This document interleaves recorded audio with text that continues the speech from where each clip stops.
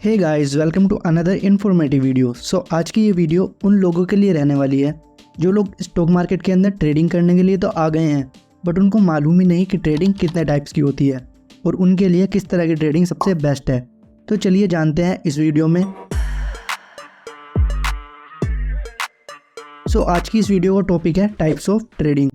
Majorly 4 तरह की trading होती हैं: स्कैल्पिंग, इंट्राडे, स्विंग ट्रेडिंग और पोजिशनल ट्रेडिंग।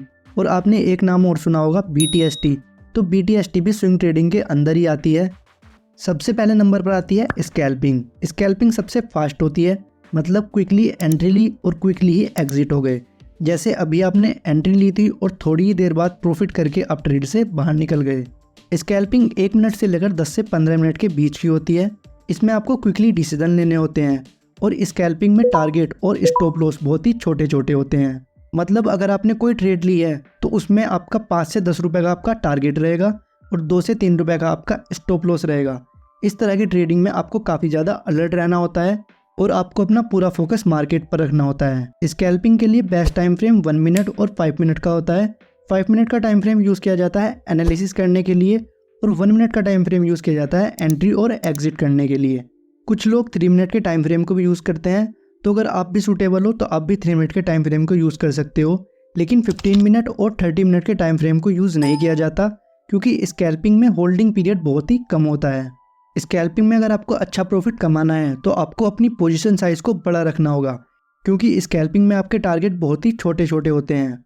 तो अगर आप 1 या 2 लॉट से ट्रेड कर रहे हो और शायद आपका टारगेट भी आप लोगों को मिल जाए, बट आपके प्रॉफिट से ज़्यादा ब्रोकरेज तो आपका ब्रोकर ही ले जाएगा।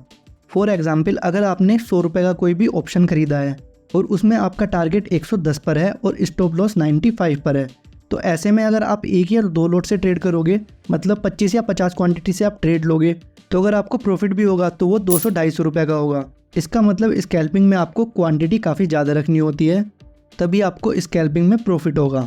दूसरे नंबर पर आती है इंट्राडे या फिर डे ट्रेडिंग। ये दोनों एक ही चीज़ है, तो कन्फ्यूज़ होने की ज़रूरत बिल्कुल भी नहीं है।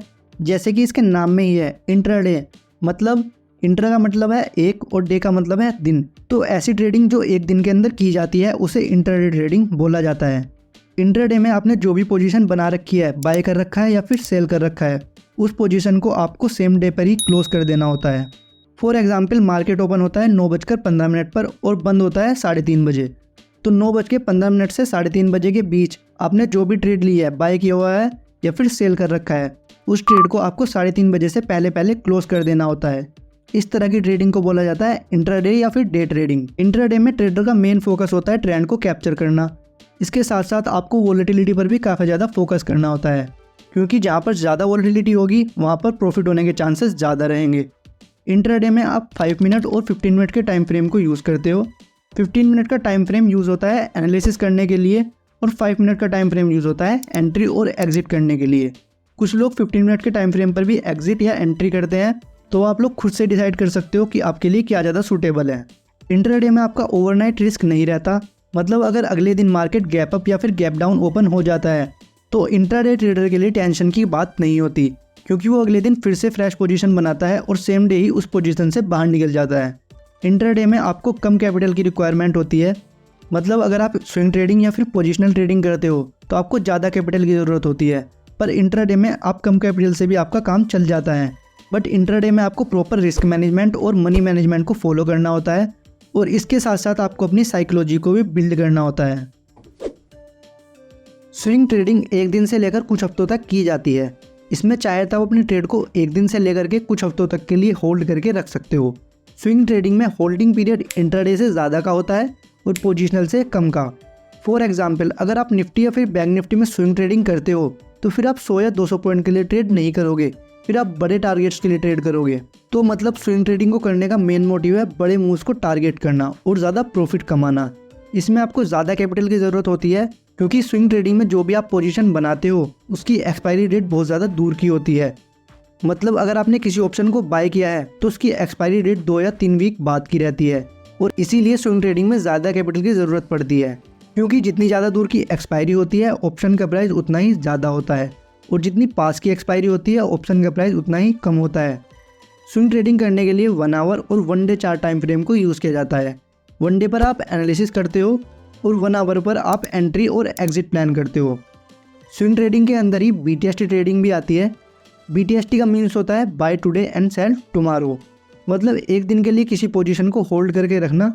जैसे आज आपने कोई पोजीशन बनाई है, चाहे वो बाय की हो या फिर सेल की, तो उस पोजीशन को आपको ओवरनाइट होल्ड करके रखना होता है और अगले दिन मॉर्निंग में या फिर 3:30 बजे से पहले उस पोजीशन से स्क्वायर ऑफ कर देना होता है। इस तरह की ट्रेडिंग को बोला जाता है BTST ट्रेडिंग। BTST करने के लिए 30 मिनट, 1 आवर और 1 डे चार्ट टाइम फ्रेम को यूज़ किया जाता है और आपके हिसाब से जो भी टाइम फ्रेम आपको अच्छा लगता है आप उस पर ही BTST ट्रेडिंग कर सकते हो। फोर्थ एंड लास्ट टाइप की ट्रेडिंग है पोजिशनल ट्रेडिंग। तो अगर पोजिशनल ट्रेडिंग की बात की जाए तो पोजिशनल ट्रेडिंग सबसे लॉन्गेस्ट फॉर्म होती है ट्रेडिंग की। पोजिशनल ट्रेडिंग कुछ हफ्तों से लेकर कुछ महीनों तक की जाती है। मतलब अगर आज आपने कोई पोजीशन बनाई है तो उस पोजीशन को आप कुछ हफ्तों से लेकर कुछ महीनों तक के लिए होल्ड करके रख सकते हो और उसके बाद उसे स्क्वायर ऑफ कर सकते हो। पोजिशनल ट्रेडिंग में इंट्राडे और स्विंग ट्रेडिंग के कंपैरिजन में ज़्यादा कैपिटल की ज़रूरत होती है, क्योंकि पोजिशनल में ऑप्शन की एक्सपायरी बहुत ज़्यादा दूर की होती है और जितनी ज़्यादा दूर की एक्सपायरी होती है ऑप्शन का प्राइस उतना ही ज़्यादा होता है। पोजिशनल ट्रेडिंग को लॉन्ग टर्म ट्रेडिंग भी कहा जाता है। पोजिशनल ट्रेडिंग करने के लिए आपको 1 डे और 1 वीक चार्ट टाइम फ्रेम को यूज़ करना होता है। अगर आपको पोजिशनल ट्रेडिंग करनी है तो आपको टेक्निकल एनालिसिस के साथ साथ फंडामेंटल एनालिसिस भी आना चाहिए। इससे आपकी एक्यूरेसी काफ़ी ज़्यादा बढ़ जाएगी। Mostly positional trading passive traders करते हैं, मतलब ऐसे लोग जो हर टाइम मार्केट को नहीं देखते। मींस जैसे डे ट्रेडर हर टाइम मार्केट को देखते रहते हैं और मार्केट के सामने बैठे होते हैं। पोजिशनल ट्रेडिंग करने वाले ट्रेडर्स को इस तरह की मार्केट को देखने की ज़रूरत नहीं पड़ती, क्योंकि पोजिशनल ट्रेडिंग काफ़ी ज़्यादा लंबे टाइम के लिए की जाती है, इसीलिए इसमें टारगेट्स भी बहुत ज़्यादा बड़े बड़े होते हैं। पोजिशनल ट्रेडिंग में आपको स्कैल्पिंग और इंट्राडे के जैसे बार बार ब्रोकरेज देने की ज़रूरत नहीं पड़ती, क्योंकि इसमें आपकी नंबर ऑफ ट्रेड बहुत ज़्यादा कम हो जाती है। आई होप आप लोगों को ये वीडियो काफ़ी ज़्यादा इन्फॉर्मेटिव लगी होगी। अगर वीडियो पसंद आई है तो वीडियो को लाइक कर दें और मेरे चैनल को भी सब्सक्राइब कर दें। मिलता हूँ आप लोगों से एक और इन्फॉर्मेटिव वीडियो में, तब तक के लिए जय श्री राम।